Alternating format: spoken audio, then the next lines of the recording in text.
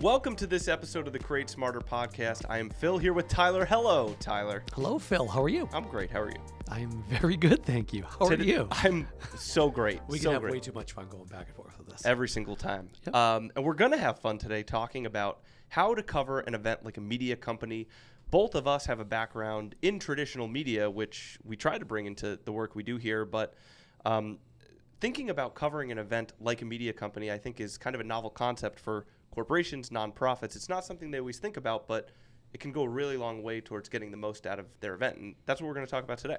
Yeah, what's interesting is, it's funny, I've heard a lot of people say, I want my company to act like a media company, not like a insurance agency, Right. not like a beverage company, but more like a media company. And while so many people say that, very few actually do. But what was really interesting is that, when we talk about events and how it can be so content heavy, and that being, all of your thought leaders are all in one place at one point in time, and it's very rare that you have that opportunity like that. So how do you leverage that and really cover the event the way a newspaper, a TV station, a radio station would actually do that?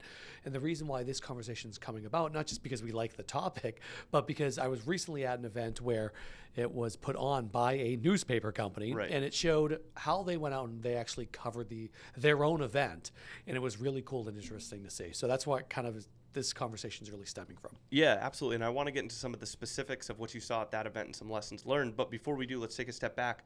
What does it even mean to cover an event like a media company? What are we talking about? Like, when you work in TV, there's certain things you do and certain ways you approach topics and the speed at which you do things and the type of content you get. In your mind, what does it mean to cover an event as if you were a media company? Speed and mass production is Those are the two key things. Really, right? those are the two things more than anything else. If you're operating as a news company, it's who's going to get the story out first, right? Who's going to break the news, and how are you going to do that? And then obviously there's longer form pieces that are for your sweeps months, right? In the spring and fall, that you're really trying to get those ratings up, which are, a little bit more deep dives and really thoughtful and investigative journalism. But at the end of the day, you've got to put stuff out. For the news, I worked in TV at 5 o'clock at night, 11 o'clock at night, and advance the story the whole week long, and always coming up with new ideas. So when we're talking about how do you operate like a media company, it's putting out good quality content, but also at an incredibly fast rate on a consistent basis. So that's what a lot of companies do, and they, oftentimes will reach out to us and say, can I put out this one video? That's great. You can certainly do that. That's no problem. But you're not operating as like a media company in that fashion. If you do that every single day and all the time, then you are, and that's how you start to change your mindset and change your thinking. You mentioned speed and mass delivery of content, and I think a lot of people say they want to have their organization work like a media company, and they maybe don't even understand what the implication of that is. There's a reason that there's high burnout in traditional news. Of course. It's hard to do, right? So what are some of the challenges, and what are some of the things you think, before we get into some of the specifics, what are some things organizations need to think about if they want to set themselves up for success at their event in order to have this approach? It's your kind of like almost like your editorial process, right? Setting it up ahead of time and knowing this is what we are going to cover, this is what we're hoping to put out, and the amount of content that we're going to do. And then also from a review cycle, from an editing standpoint, who are going to be the people that need to look at this before it hits the airwaves, before it hits the press release, right? I know in television for us, it would be, we'd, shoot the story, do the interviews, come back, edit it, write everything, put it together in about 2 hours worth of time. And then we'd say, hey, news director, hey, sports director, could you take a look at this real quick? Just get eyes on it. They would always read all of our stories before we'd go in and voice over any single one of them. But then they'd, put their eyes on it very quickly, and they'd have trust in us as the reporters and the people creating the content that it was going to hit the mark. So we'd be able to put out 10 stories a day from different reporters and different people. So to me, if you are going to act in that way as a company, as a brand, going into an event, we're going to put out a story on these 10 topics, right, over one day. These 10 topics, we're going to have 10 different stories. In order for us to get them out fast, when we're done writing one, when we're done recording one, we're going to have XYZ person look at it. Usually just one person. You don't need 15 people to look at it, to review, to go back and forth, because we always say don't let perfect get in the way of something that's already great, right? make sure that we can put together something that's fantastic that people are going to love, and don't go back and forth on some of the little ticky-tack edits. Obviously, grammar is a huge thing. Make sure we're paying attention to that. But at the end of the day, some people on the other end don't really care as much as you do. It doesn't have to be perfect because nothing is actually perfect. So putting it out there really fast. So getting that editorial process down is huge. I feel like I'm going to jump ahead too much here, and I want to talk about the difference between news gathering for live versus news gathering for content on demand and the differences. But before we even get to that, you were just at an event recently hosted by a news company, and so obviously this is their mindset. Talk to me a little bit about some of the things you saw at that event and some of the things that event organizers who aren't news organizations might be able to take from that and apply to their own event in terms of what are we doing on site, who are we talking to, what types of content are we churning out, what are some of the things you saw at that event that you think might be useful for other event organizers? So a couple of things that was really cool and really interesting to see is that, and it kind of brought me back to my roots when I was watching it. So this event was for healthcare professionals. And what they were actually doing was, like, while they had the stage, they had the audience, the people that were there in the room, and they also were live streaming it. So that was step one, making sure that we can reach as many people as possible, get as many eyeballs live in the moment at that moment in time.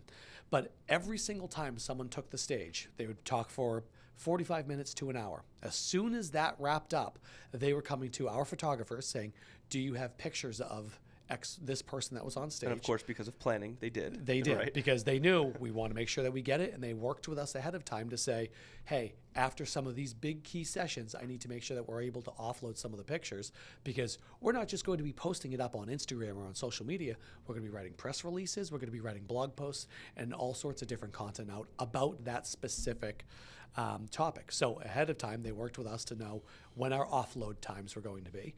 And when some of the prominent speakers would be done, they had a blog post or an article that would go in their publication after every single speaker. So over the course of the day, say they have 10 different people take main stage. That's 10 individual posts. We're not talking about social media.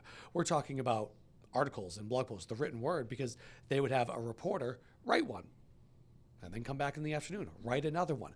And when you're putting stuff out that fast, obviously it's not going to be perfect, but it's going to be pretty darn good too. Right, and it starts with the content itself being interesting and engaging, and I think having a good plan and knowing, you talk about writing these posts up in the moment and perfect being the enemy of good and all of that.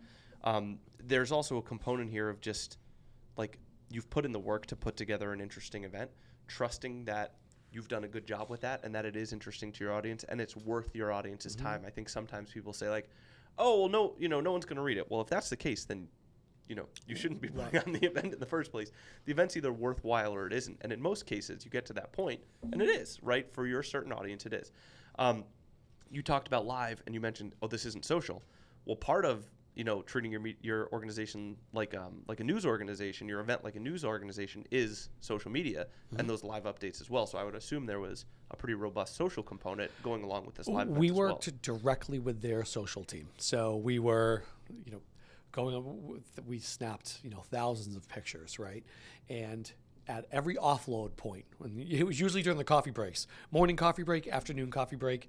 It was the lunchtime hour and after the show. So we had 4 different times that we were offloading footage. And during those times we were saying, okay, here's what they were actually asking for. It was really cool. They put together a media kit beforehand of, hey, here's the types of shots we want, not just, oh, I like, the blurry background and I like the colors like this. They were saying, no, I like it. We want pictures like this with a little bit more in the emptiness in the foreground, because we want to make sure we could put quotes in the front. Planning thinking ahead, right. Not just, oh, I want to upload an album to social. They wanted to create quote graphics. They're thinking of the end product before they ever even get on site. They were taking pictures. They want to say, while more often than not, you typically take a 16:9 photo in landscape. They said, nope, we actually really want the vertical photos because we're going to leverage these on Instagram stories more. Right. And I was following along. I wasn't at this event, and I did see, their this organization's Instagram story was full, constantly updated, and because you had that plan going in, the photos were all formatted beautifully, and like scrolling through that, tapping through that story was like a really, really visually capturing, engaging way to kind of follow the event along through the course of the day from afar, which I was able to do as someone who wasn't there. And to that point, like, it all goes down to planning ahead of time, right? And when I talk about the articles, one of the things that I think is really funny is anytime we cover an event, a lot of folks will just write a wrap up. Here's everything that went on. And they might include like a line from one prominent speaker. And they talk about how great it is. But when it comes to that, you're not thinking about your end audience, right? Your end audience wants you to act like a media company. They don't want to read a recap video or watch a recap video or read a recap article. They would much rather say, oh, yeah, sounds like a great event. I wish I could have been there. Right. They would much rather say, oh, give me the value. Yeah, what did they say? How are you advancing the story, right? And that's how, as a journalist. And here's what happened is not advancing the story. No, not at all. Right? Here's what happened is just kind of playing in the middle. And those highlight videos too. Are nice and they can serve a nice purpose, but that's not all you should do, right? Those highlight videos of here's what happened are great for the people who attended. Like, oh, that was a nice thing. When you're promoting next year's event, being like reminding people, oh, that's a cool thing. I'd like to be a part of that again. But it's not the end all be all. There's a lot else you can do. Exactly. So we while we were on site, from our side of things, we were doing photo and video. We weren't streaming the main stage. We didn't produce the main stage. We were there to capture sound bites for people. So talk about how great it was because they want to use it, not so much as a wrap up, but more as a teaser for next year to try to sell registration tickets. For the next Same time. thing for sponsors. They want to do the exact same thing from a sponsorship side of thing. Why did you sponsor this? Why was it important to you? And what did you get out of it? And what you get out of it so that they can go to another set of sponsors and say, hey, see what you're dropping cups everywhere, what your biggest competitor was doing. This is why you should be here. This is why you should spend money to be here as well. So there's that part of it, but they also want to go ahead and make sure that they interview everybody. Have water everywhere right now, by the way. It's okay, it happens. But they really want to make sure that they can go in afterwards and say, we spoke to some of the speakers and we actually were asking them to give us like the 30,000 foot view of their speech, some of their key moments and that they could elaborate on so they can then use those on social media in some of their articles to make their articles more dynamic and keep going. And it just kind of becomes this wheel of content, which is it's amazing. And I was going to ask you why specifically an event is a good place to start with this, because you mentioned, I think probably about 5 or 10 years ago, there was a movement for like, every organization should be like a media company all the time. And that's a great goal to set, but it's really hard. That's really ambitious. Yeah. Chopping it down to size and saying, we're going to treat our event, we're going to be like a news organization at an event. That really chops it down to an achievable thing where it's 1 or 2 days. And so what I wanted to talk to you about was why an event is a good opportunity to do that. There's thought leaders there, there's sponsors there, there's leaders in the field there.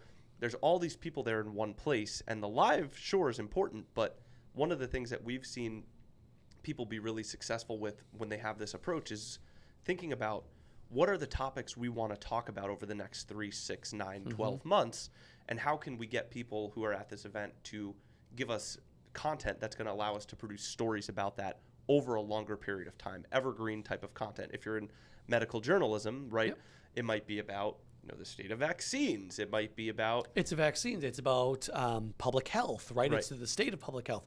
Those were the kind of the topics. Like right now, I'm looking over your shoulder and I'm seeing a ring light right now, right? The lighting conference, the LDI, just wrapped up in Las Vegas over the weekend. And that event is all about lighting and lighting the stage and lighting for professionals and events and things like that. That is the only time of year where you're going to have all of the major players from the events lighting industry in the same room. And when we joke about that, they're all in the same room. They're literally in the exact same room. There are 4 walls. All the manufacturers are right there.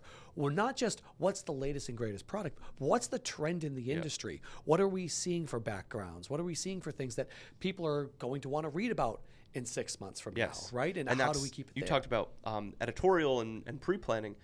Really, what all that means is you need to go into the event with a plan to say, what are some of the topics we want to talk about in our own marketing over the next 3, 6, 9 months?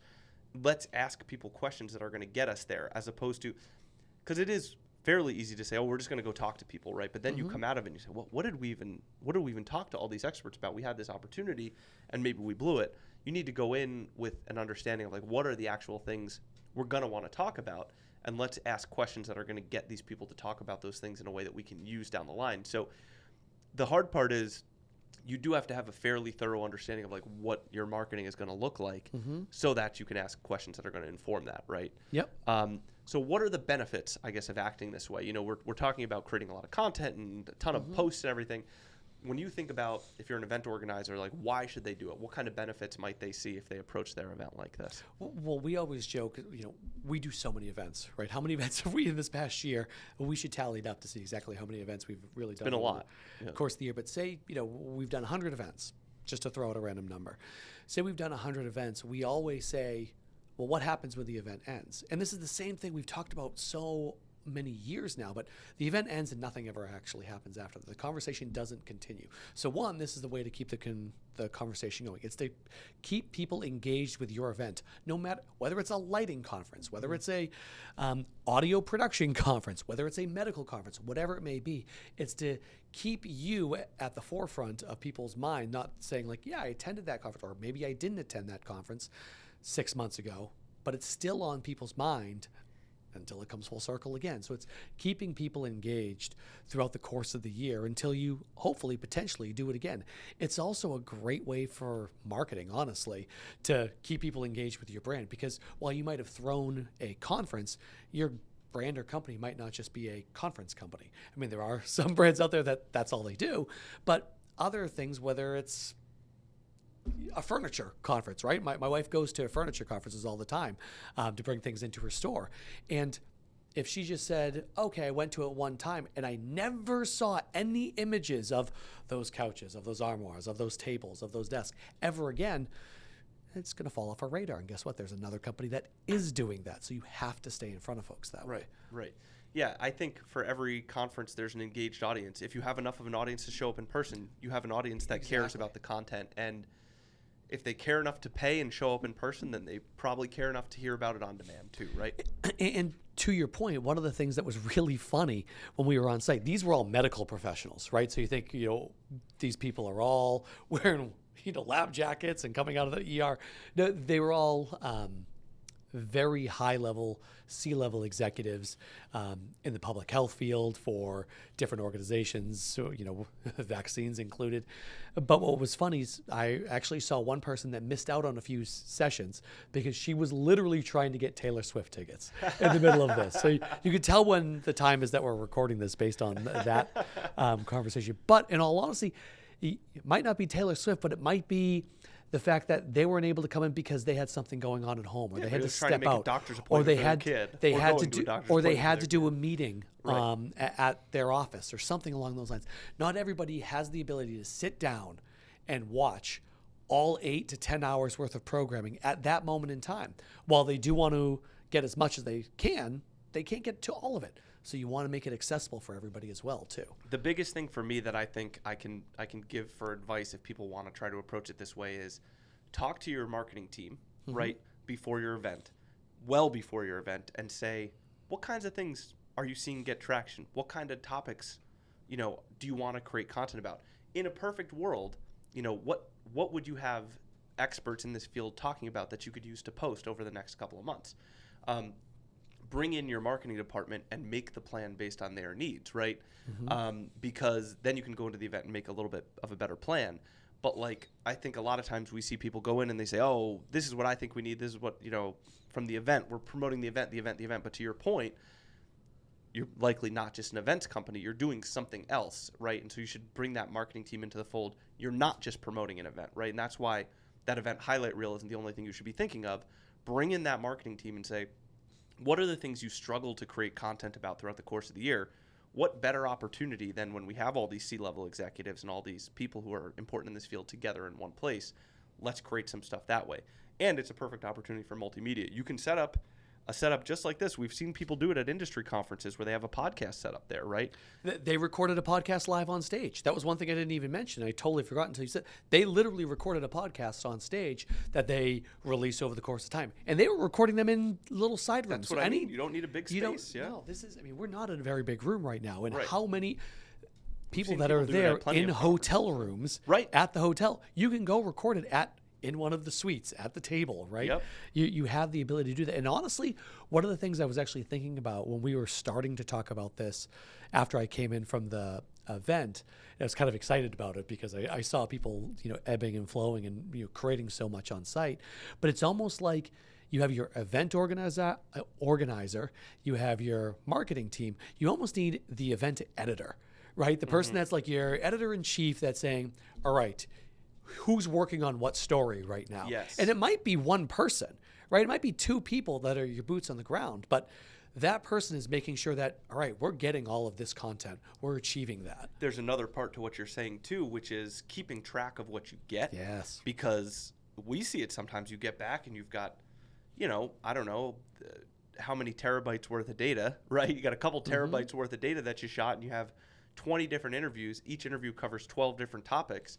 That editor can keep track a little bit and say, we have John Smith talking about topics A, B, and C. We have, Paula Smith talking about, topics C, D, and E. A lot of Smiths at this conference. Yeah, I'm not very creative with No, those absolutely. names. But with that in mind, usually, at a newspaper or at a TV news station, that editor, that news director, usually has almost a photographic memory of things that were captured over the course of time. And, you might not have it right now and you're using it at this moment in time or within 6 months from now.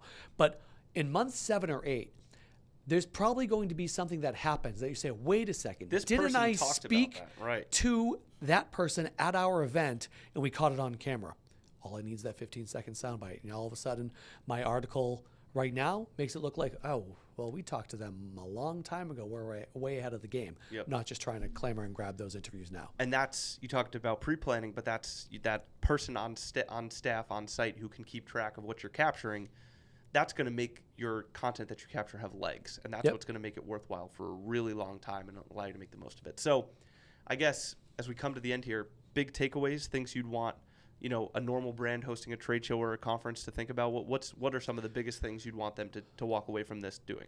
I don't have like The magic 3 bullet. specific tips and tricks, but it's one, have that appointed editor. And it doesn't necessarily have to be the person that's the editor the entire time, but your event doesn't need just like an organizer. It needs an editor as well from a content perspective. So having one person in charge that's coming up with, here's our plan, and that's the next thing. Go into it with some sort of a plan of, here's when we're going to offload photos. Here's what I want pictures of. Here's where we're going to use these photos.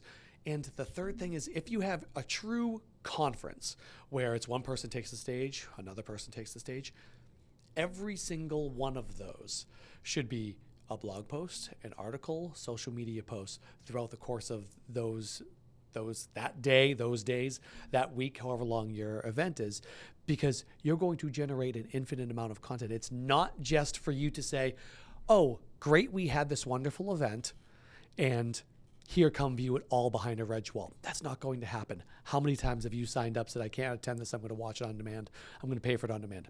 It just doesn't. People don't have time. But if you have an article, I might read it, I'm now engaging with your brand, and maybe I will go watch the full session. So there's that. I think bottom line is, if your company is hosting an event, there should never come a time throughout the course of the year where somebody internally says, we don't have any content to post, right? Yep. If you have an event, you have content. It's just a matter of doing the planning and doing the work. Absolutely. And it gets stuff in the can for you too, which that helps on slow news days too. This is a good conversation. It's inspiring to me because everyone can do better and everyone can create more and treat, ultimately, like I said, I think the ambitious goal is to treat every day this way and act like a news organization every day, but a good place to start with an event. This is awesome. Question. Awesome. Good stuff. Well, thanks so much. And thanks for listening to another episode of the Create Smarter podcast. We will see you next time.